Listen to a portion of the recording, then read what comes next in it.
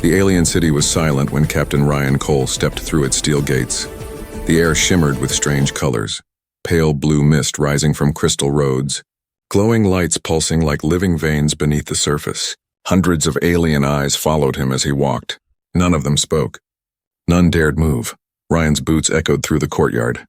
His breath fogged against the cool air. The silence felt heavy, almost sacred. This was the first human visit to the planet Tirath in over 200 years. A world once touched by war, then forgotten by peace. Ryan was here as a representative of the Earth Federation, a soldier turned envoy, carrying words instead of weapons. He could feel their fear. Every gaze burned into his back. "Don't look so nervous," his AI companion Lexa whispered through his earpiece. "They're just curious." Ryan almost laughed. Curious? They look like they're seeing a ghost, and maybe they were. He reached the central plaza. The ground glowed beneath a massive statue, an alien warrior kneeling before a tall, shadowed figure that looked suspiciously human. Ryan frowned. That was strange. The Federation's record said nothing about humans being part of Tirath's ancient history. He stepped closer. The statue's face was calm, carved with reverence. Beneath it, a phrase in alien script glimmered softly. The translator chip in his neck struggled for a moment before forming words in his mind. "To the bringers of light, we bow in eternal gratitude." Before he could ask Lexa to record it, a small voice called out, "Human." Ryan turned. A young alien girl stood a few meters away.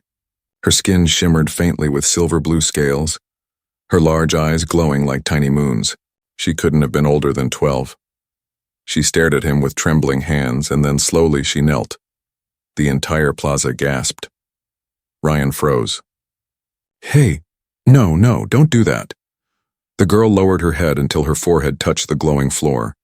Her voice shook as she spoke in broken English. "There's no higher honor than to bow." Ryan's stomach tightened. "You don't need to bow to me," he said gently, taking a step closer. "I'm not your king or god. I'm just a man." The girl didn't move. Her voice was soft but steady. "You are human." Something in the way she said the word made his chest ache. Behind her, other aliens began to gather, merchants, guards, children, and elders. They whispered to each other, eyes wide, hands trembling. Some knelt beside the girl. Others simply stared as if witnessing a miracle Ryan didn't understand. Humans weren't worshipped anywhere in this region. In fact, the last reports described Tirathans as isolationists who distrusted all outsiders. Lexa's voice crackled again. "Captain, I'm detecting emotional distress among the locals. Recommendation, step back and de-escalate." Ryan ignored her. He knelt down to the girl's level. "Hey, look at me," he said softly. "Why are you bowing?" The girl slowly raised her head. Her silver eyes were full of tears. "Because my people live because of you." Ryan blinked. "Because of me? No, that can't be right." "Not you," she whispered. "You're kind." Her voice broke on the last word. A hush fell over the crowd. Even the glowing light seemed to dim, as if the city itself was listening. The girl reached into her small satchel and pulled out an old pendant, rusted, worn, yet unmistakably human. A metal tag with faded earth symbols and the words, "Project Dawnfire." Ryan's heartbeat quickened. He'd seen that phrase before, but only in restricted military files back on Earth. Files marked classified, "Do not access." "Where did you get that?" he asked quietly.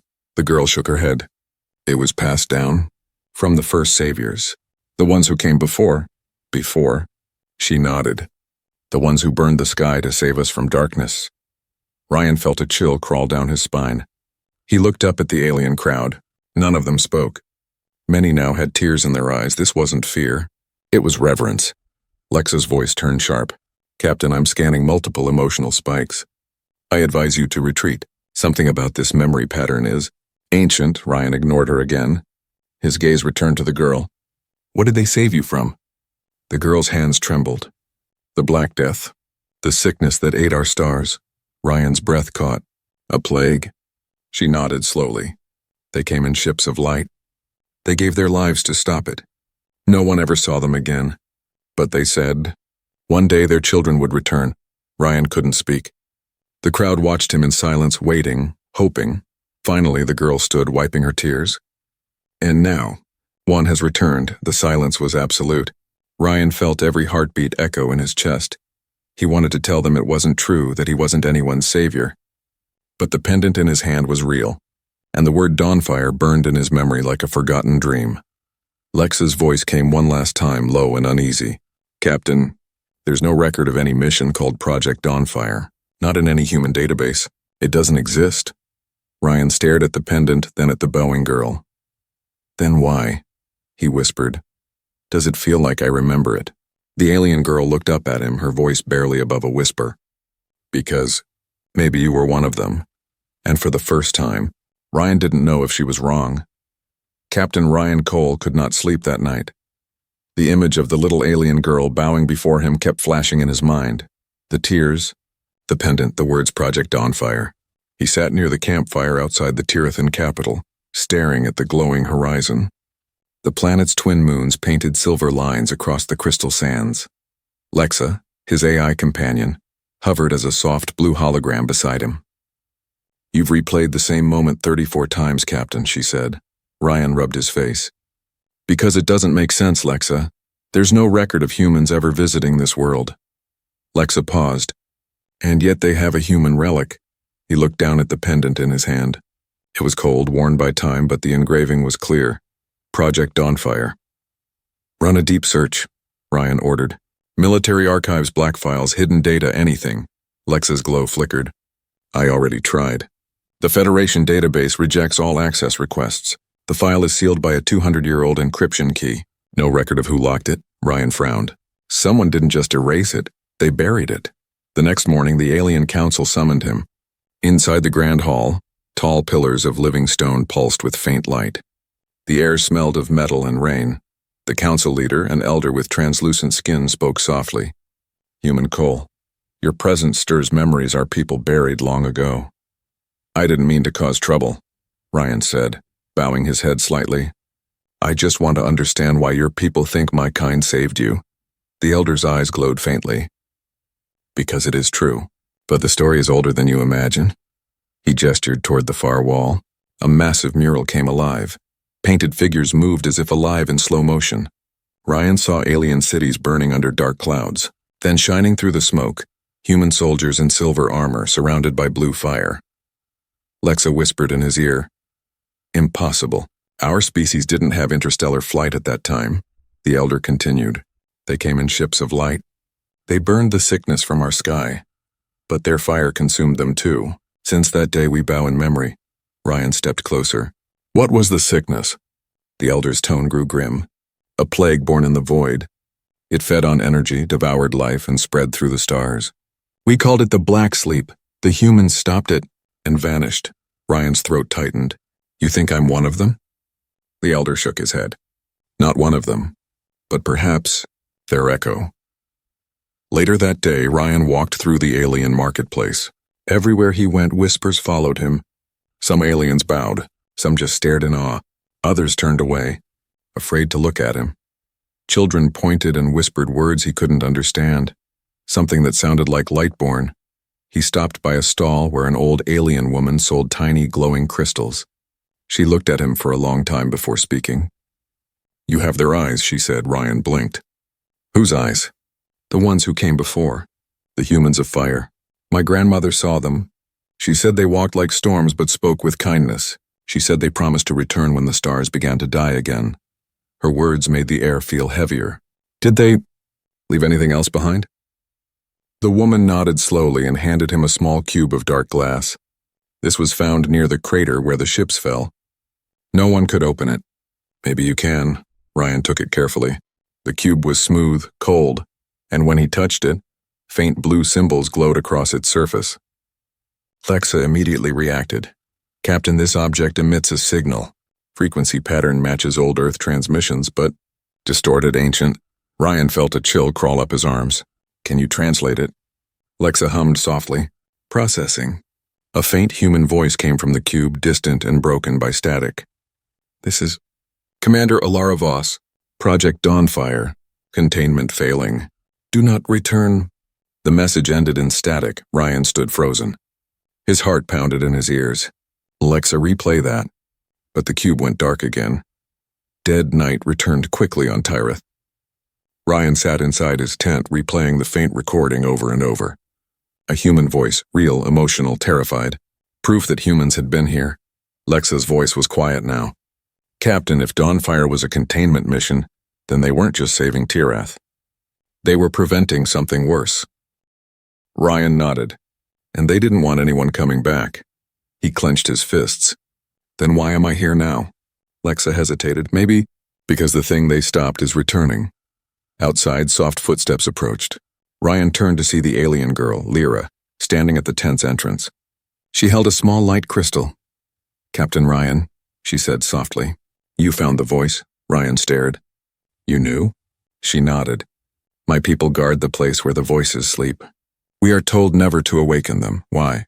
Because the last time they woke, the stars almost died. Ryan felt the ground shift beneath his feet. The story was growing darker. Lyra's voice trembled. But I think the stars are dying again. Her words hung in the air like smoke. Ryan looked at the cube in his hand, the symbol of humanity's forgotten sacrifice, and knew he couldn't walk away now. He stood slowly. Then I need to know what happened to Project Dawnfire. Lyra's eyes glowed softly in the moonlight. Then you must go to the Whispered Ruins, the place where your people became light. Ryan took a deep breath. And if I do? Lyra whispered. You will see the truth, but it may break your heart. Ryan looked toward the horizon where faint flashes lit the sky. Lightning or something worse. He tightened his grip on the pendant. Then let's find the truth. And somewhere deep in the distance, the cube pulsed once more, like a heartbeat from the past. The next morning, the sky above Tirath burned with soft gold light. Clouds shimmered like molten glass and the air smelled of storms. Captain Ryan Cole stood at the edge of the alien city, staring into the wild desert that stretched far beyond. Beside him, the alien girl Lyra carried a crystal lantern that glowed like a living flame. This way, she said softly. The Whispered Ruins lie beyond the valley. It is a place our people fear to enter. Ryan adjusted his pack and checked his rifle. Not for battle, but for comfort. Fear? He asked. Why? Lyra's voice trembled. Because the ground there still speaks, with human voices. Her words sent a chill through him. They walked for hours through silver dunes and black stone cliffs. The planet was quiet, too quiet. Even the wind seemed to hold its breath. Finally, they reached a canyon filled with giant crystal pillars, some broken, some still humming faintly with energy. The air vibrated softly like the distant echo of a forgotten song. Lyra stopped. This is the place where the ships of light fell. Ryan stepped forward, feeling the strange warmth under his boots. This doesn't look like crash debris, he muttered. It looks alive. Lexa's voice spoke through his headset, calm but uneasy. Captain, I'm detecting radiation signatures. Old, stable, but matching human fusion tech. At least 2 centuries old. Ryan crouched beside a metallic shard buried in crystal. He brushed away the dust and revealed a piece of silver metal stamped with faded letters.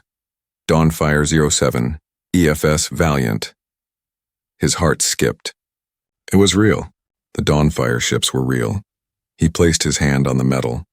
The crystal beneath it pulsed once, twice, and then a soft hum filled the air. Blue light spread across the canyon floor, connecting broken fragments into glowing lines. Lyra gasped. You woke them. A beam of light shot upward, forming a holographic image in front of them. A woman in a human uniform, her face tired, her eyes kind. This is Commander Alara Voss of Project Dawnfire, the hologram said. If anyone receives this message, humanity has failed. Ryan froze. The recording continued. The black sleep was not a disease. It was a weapon, something made to consume life itself. We tried to contain it here on Tirath, but the cure cost everything. Static crackled. The image flickered. Alara's voice grew softer. To stop it, we used ourselves as anchors. Our bodies, our energy, bound into the crystal network. We became part of the light. Tell Earth never to awaken Dawnfire again. Then the image vanished. The light faded, leaving only silence. Lyra stared at him, eyes wide. They turned themselves into the light? That is why we see the glowing stones. Ryan couldn't answer. He looked around. The crystal pillars pulsed faintly like veins alive with blue light. Could it be true? Were these not just minerals, but something more, human? Lexa's voice was almost a whisper. Captain, Energy readings confirm human DNA resonance within the crystal lattice. It's them. Ryan's stomach twisted. They didn't die. They became part of this planet. He stood there for a long time, staring at the glowing canyon. A strange sorrow filled his chest, pride mixed with pain. Humanity had saved this world, but at a terrible cost. Lyra knelt beside one of the crystal formations, placing her hand over it. "Then they still watch over us," she said softly. "Every light that shines on Tyreth is a human soul." Ryan looked down at her. "Your people have been bowing to them for generations, haven't they?" She nodded. "Yes, we bow not to fear, but to remember." Ryan closed his eyes. "And all this time we forgot them." Silence fell again until Lexa interrupted. "Captain, I'm detecting something else. There's a hidden structure under the canyon floor. A sealed chamber. Signal source matches the voice cube you found." Ryan turned to Lyra. "Can you open it?" Lyra hesitated. "We never tried. The elders said the ground would burn those who disturb it." Ryan smiled faintly. "Then I guess I'll take that risk." He walked to the center of the canyon and pressed his hand to the ground. The crystal beneath his palm flared with white light. Energy surged up through his arm, hot, blinding, alive. The ground trembled. Cracks of light spread outward like lightning. The air filled with whispering voices, soft, human, echoing through time. Lyra fell to her knees. "They're speaking!" Ryan could barely hear over the noise, but one voice grew clearer, stronger. It spoke his name, Ryan Cole. He froze. "Lexa, did you hear that?" "Yes, Captain," the AI replied quietly. "That voice matches your genetic signature, female, possibly a relative." "What?" The voice spoke again, calm and familiar. "Ryan, if you're hearing this, then our sacrifice is failing. The black sleep is returning. The light is fading. You must finish what we began." Ryan's blood ran cold. The voice wasn't just similar, it was his ancestor. The light faded and the ground grew still. Lyra looked at him, terrified. "What does it mean?" Ryan stared at the glowing crystals. "It means something survived. And whatever they stopped before, it's waking up again." The wind picked up, carrying faint whispers through the canyon. Words in a language neither human nor alien. Lexa's tone was grave. "Captain, I recommend immediate evacuation. Energy readings are unstable. The entire network is reactivating." Ryan shook his head. "No, not yet. I need to know everything about Dawnfire." He turned toward the horizon where dark clouds swirled like a gathering storm. The past wasn't done with them. It was calling him forward. And deep beneath the ground, something answered. The night sky above Tyreth burned red. Lightning twisted through the clouds like silver veins, lighting the ruins below in flashes of ghostly blue. Captain Ryan Cole stood among the glowing crystal pillars, his hand still warm from the energy that had pulsed through him. His mind replayed the voice, his ancestor's voice, echoing through the air. "The light is fading. You must finish what we began." He turned to Lyra. Her eyes reflected the dim glow of the crystals.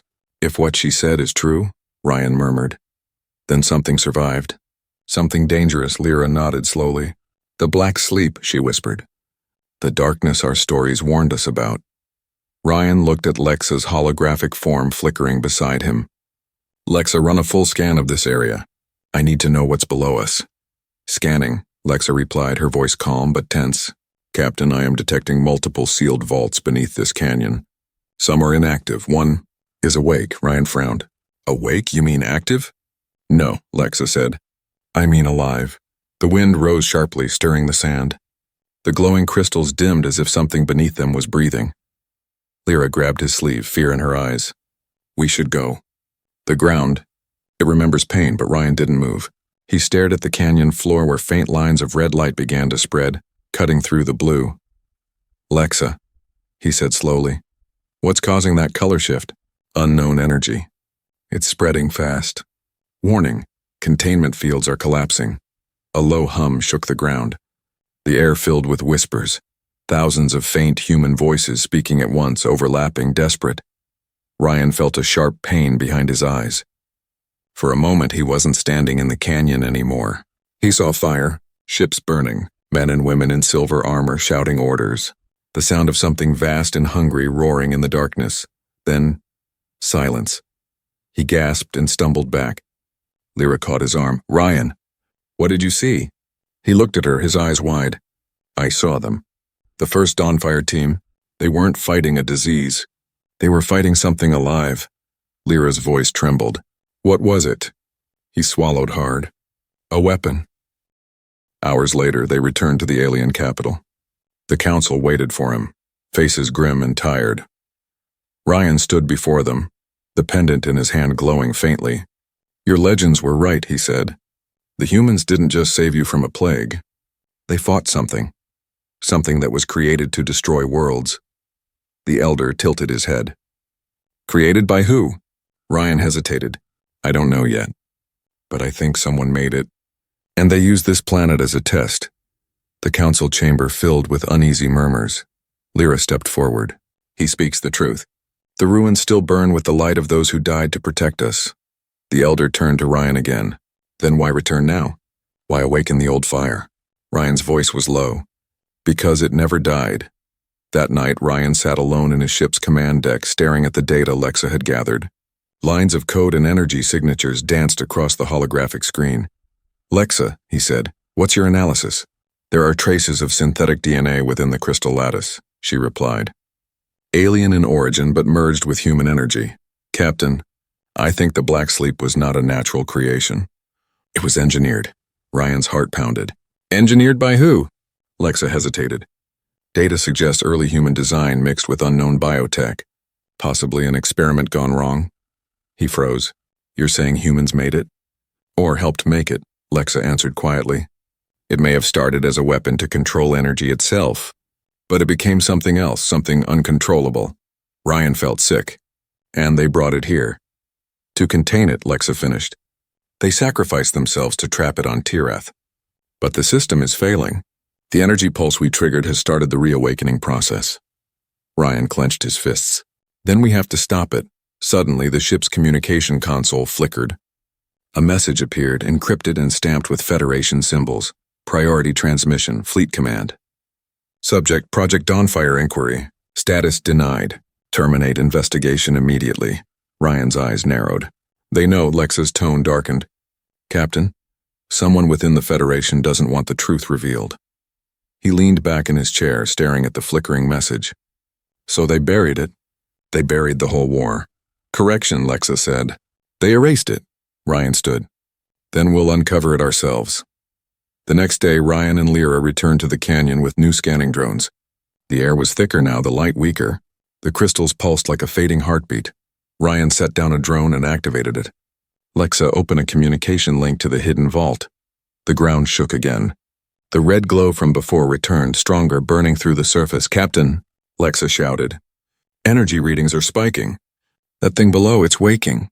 Lyra screamed as the earth split open. From the crack rose a dark mist, swirling and twisting like liquid shadow. The air turned cold. Ryan aimed his rifle, but it was useless. The mist shifted, forming vague human shapes, faces screaming in silence. What is that? He shouted. Lexa's voice was grim. Residual psychic energy from the containment field. The Dawnfire soldiers' souls, they're holding it back. The voices grew louder, merging into a single desperate cry. Run! The canyon erupted in blinding light. When the dust settled, Ryan and Lyra were thrown onto the rocks, coughing. Half the canyon was gone, replaced by a smoking crater. The crystals were shattered. Lyra looked at him, terrified. The voices, they're gone. Ryan stared at the horizon where faint red clouds now spread into the sky. No, he whispered. They didn't disappear. They moved. He clenched the pendant tightly in his hand. The hidden war never ended, Lyra. It just went to sleep. And now it was waking again. The world was burning again.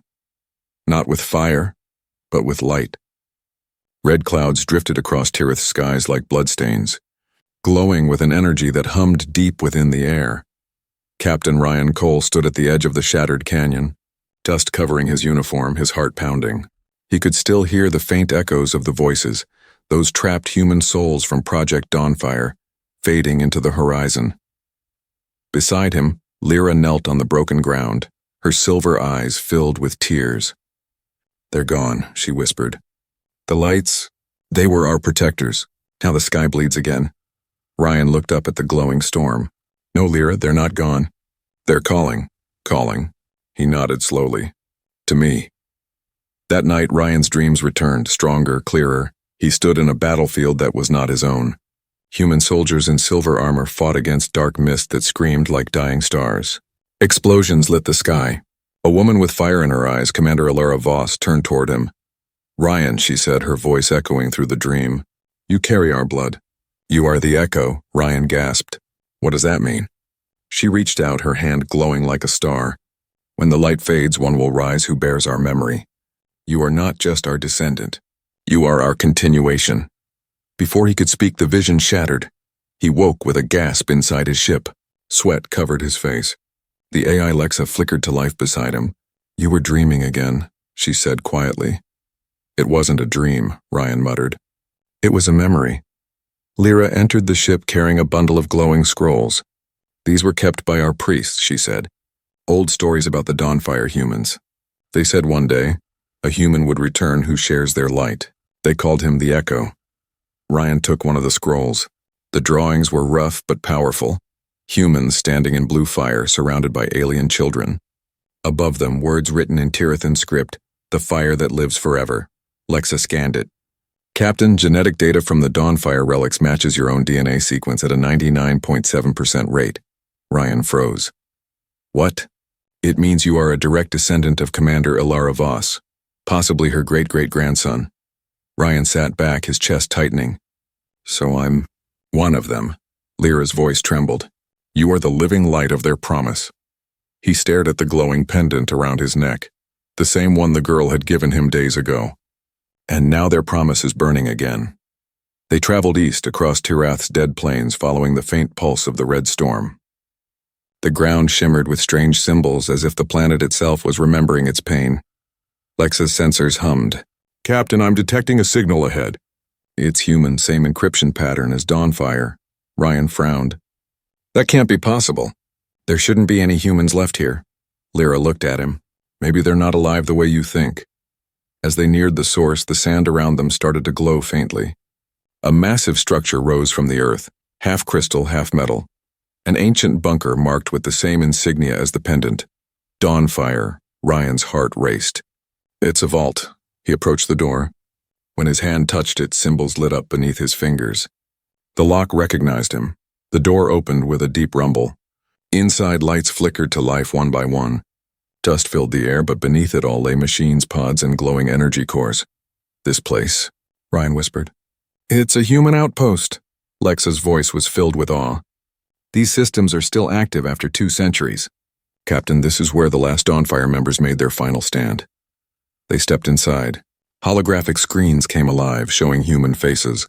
Recordings frozen in time. Messages played automatically. "To whoever finds this, we couldn't contain it. The weapon learned. It adapts. Tell Earth, never use Project Dawnfire again. It costs too much." Then one recording filled the room. It was Alara Voss herself. Her voice was calm but tired. "If my descendant ever hears this," she said, "know that our fight never ended." The weapon was not destroyed. It was buried within Tirath's core.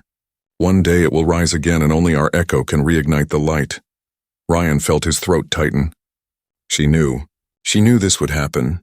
Lyra looked at him, trembling. "Then you are the one she spoke of. You must finish what they started." Suddenly the walls shook.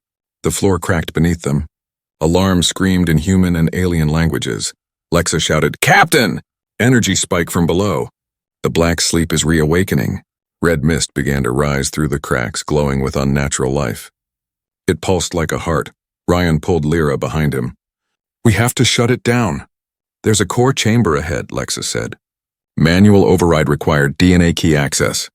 They ran through the crumbling corridor until they reached a glowing console. Ryan pressed his hand to it. The system scanned him, light crawling up his arm. "Access granted, echo of humanity detected." "Lexa, what do I do?" "Reignite the containment field," she replied. "But Captain, it will drain your life energy." The system was designed to use a human source. Ryan hesitated. The words from his dream returned. "You are our continuation." He looked at Lyra. "If I don't do this, Tirath dies. Maybe the galaxy too." Tears filled her eyes. "You can't. You're human, you'll die." Ryan smiled sadly. "Then I'll die like they did, protecting life." He placed both hands on the console. The light exploded around him. The room filled with the echoes of voices, human and alien alike, chanting words of unity and fire. Lyra fell to her knees as blue light engulfed everything. When it faded, Ryan was gone. Only the pendant remained, glowing brighter than ever before. Lyra picked it up, holding it close to her chest as tears rolled down her cheeks. He wasn't just human, she whispered. He was the echo of all of them, and above her the red clouds finally began to fade. The world was quiet, too quiet. Lyra opened her eyes slowly. The light had faded and the wind was still. The air was cold now, almost lifeless.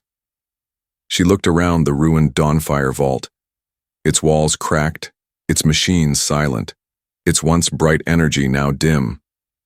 And Ryan was gone. Only the pendant lay where he had stood, still glowing with faint blue light pulsing like a heartbeat. Lyra crawled toward it, trembling. "Ryan," she whispered. "Please, say something." No answer came. She pressed the pendant to her chest, tears blurring her vision. "You can't be gone," she said softly. "Humans don't vanish like light. They fight. They return." The pendant flickered, once, twice. Then a voice echoed faintly from within, calm, familiar, and filled with warmth. "Lyra." Her breath caught. "Ryan?" "Yes." The voice was faint, distant, as if carried by the wind. "I'm here. Not gone. Just changed." She looked around wildly. "Where are you? I can't see you." "I'm not in one place anymore," he said softly. "I'm everywhere." The pendant's light grew stronger, spreading across the walls, the floor, and the crystals. The entire chamber began to glow again. But this time, the light was not cold or artificial. It was alive. High above, the red clouds that had stained Tirith's skies began to split apart. Blue light pushed through the darkness, rising from the planet's surface like rivers of fire. Every alien across the world looked up in awe. The city lights flickered. The ground hummed softly. Something ancient was waking again. But this time, it was not a weapon. It was him, Captain Ryan Cole, the echo of humanity, had become part of the very energy network that once imprisoned his ancestors. He felt everything, the hum of the crystals, the pulse of the planet, even the quiet heartbeat of every living being on Tirath. It was overwhelming, but also peaceful. Lexa's voice reached him, soft but steady. "Captain, your consciousness has merged with the planetary lattice. Your body, it's gone, but your mind still exists." Ryan's thoughts were calm. So this is what they became. The first Dawnfire team. They didn't die. They became the light. "Yes," Lexa replied. "And now, so have you." He looked, or rather felt, across the planet. Through the light, he saw everything, cities, oceans, mountains, and something dark moving beneath it all. "The black sleep," he whispered. "It's still here." Deep within Tirith's core, a shadow stirred, a massive storm of red mist swirling like a living nightmare. It clawed at the energy lines, devouring the blue light wherever it touched. Ryan felt it, cold, hungry, endless. Lexa's voice tightened. "Captain, it's feeding on the network. If it consumes enough energy, it will rise again, and this time, no one can stop it." Ryan focused. The blue light around him pulsed brighter, pushing back against the dark. "Then we stop it before it escapes." "But Captain," Lexa warned, "to do that, you'll have to channel all your remaining energy. You'll cease to exist completely." Ryan's voice was steady. "That's fine. Humanity was never about survival. It's about meaning." The words echoed across the planet like thunder. Back in the ruins, Lyra could feel the air changing. The floor beneath her feet pulsed with blue energy. She could hear Ryan's voice in the wind, calm but powerful. "Lyra, listen to me," he said. "You have to leave the vault. The energy surge will destroy everything. She shook her head. No, I won't leave you. You have to, he said gently. You and your people are the reason we did all this, the reason we stayed. Tears streamed down her face. But you'll disappear. Ryan's voice softened. No, I'll become part of every star you see. Every light that shines at night will carry my memory. And theirs. The ground rumbled. Cracks of blue fire tore through the walls. The air became electric. Lyra stood and placed the pendant on the ground. Then take my strength too, she whispered. You're not fighting alone. The pendant flared, reacting to her touch. For a moment their minds connected, human and alien, joined by light. Ryan felt her courage, her sadness, her hope. It gave him the strength he needed. In the heart of the planet, Ryan reached out with all that remained of his being. The light spread through every crystal vein, every mountain, every sea. The darkness screamed, thrashing violently. You can't win, it hissed. You're just a shadow of what was. Ryan's voice thundered through the void. Maybe, but even a shadow can burn, and then he unleashed it. All of it. A surge of light erupted from the planet's core, shooting through the sky like a beam of pure energy. The black sleep shrieked as it was torn apart, its red mist dissolving into nothing. Every city, every alien on Tyreth saw it. A wave of blue light washing across the sky, turning night into day. Then, silence. When the light faded, the world was still. The red clouds were gone. The air was clean again. Lyra stood outside the ruins, the wind brushing against her hair. She looked up at the clear sky and saw thousands of faint blue stars shimmering above, brighter than ever. She smiled through her tears. You did it, she whispered. The pendant in her hand glowed one last time. A voice, faint and warm, spoke in her heart. There's no need to bow, Lyra. Just live. She placed the pendant around her neck and faced the horizon, where dawn was breaking. The first rays of sunlight touched the city walls, painting them in gold. And far above, in the stars, the light of humanity still burned. A reminder that even when they fall, humans never truly disappear. They become legend. They become the fire that never dies. Centuries passed. The twin suns of Tirith rose and set over a world reborn. Blue oceans sparkled where once there was ash. Crystal forests sang in the wind, alive with light. Cities of silver stone reached for the sky, their towers covered in glowing symbols that told stories older than memory. At the heart of the rebuilt capital stood a single monument, a tall statue carved from radiant crystal. It showed a human figure standing proudly, a gentle smile on his face, one hand lifted as if saying, "There's no need to bow." Below the statue's feet, ancient words were engraved in two languages, human and Tirithan. Ryan Cole, the echo of humanity, the light that never fades.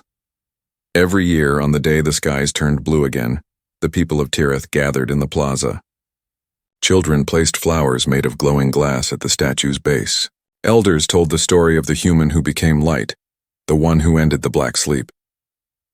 Among the crowd stood a young alien girl named Ira, her silver-blue skin shining under the morning sun. She was only 10, yet her eyes carried the same quiet wonder that Lyra once had. She held a small pendant that had been passed down through generations, the very same one Ryan had left behind. Its light still pulsed softly like a sleeping heartbeat. Ira tugged on her mother's robe. "Mama, was he real? The human who saved us?" Her mother smiled gently. "Yes, my little star. He was real. My grandmother's grandmother knew him. She said his voice was like the wind and his heart like fire." "Did he ever come back?" the girl asked. Her mother looked up at the bright blue sky. "In a way, he never left."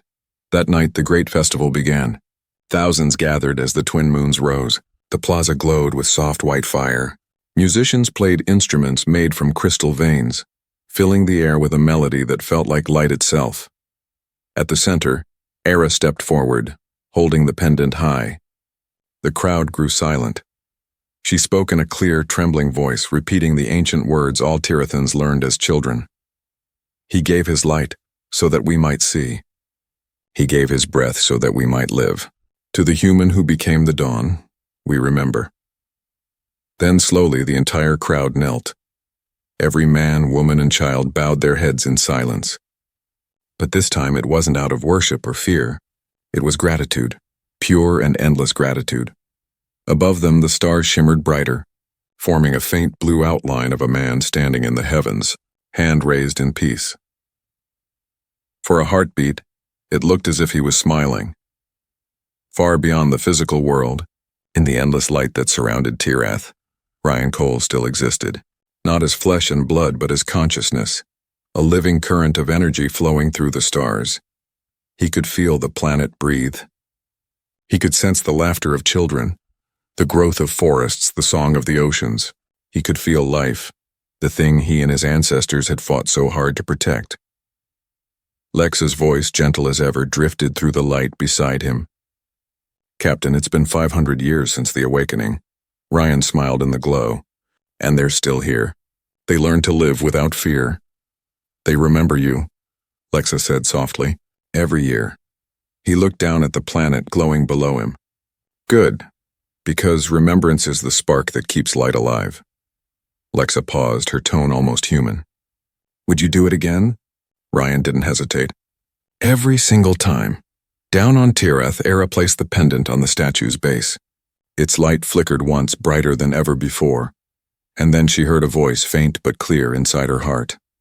"There's no need to bow, little one. Just keep the light alive." Her eyes widened. She looked around, but no one else seemed to hear. The pendant glowed again, then dimmed peacefully. She smiled. "I will." Generations would pass. Civilizations would rise and fall. But across the galaxy, travelers spoke of a shining world called Tirath. A world where humans were not feared or forgotten, but honored as the bringers of light. And somewhere in the silence between the stars, a voice of pure humanity still whispered through the void. We were never gods. We were never perfect. We were just human, and that was enough. The last image faded into the stars, a glowing symbol forming in the night sky, the dawn fire emblem, the mark of the humans who gave everything and became eternal. On Tirath, under the endless blue light, the people looked up and smiled, because every time they saw the stars, they remembered him, the human who taught them that kindness burns brighter than power, and that sometimes the greatest strength is the heart that chooses to protect.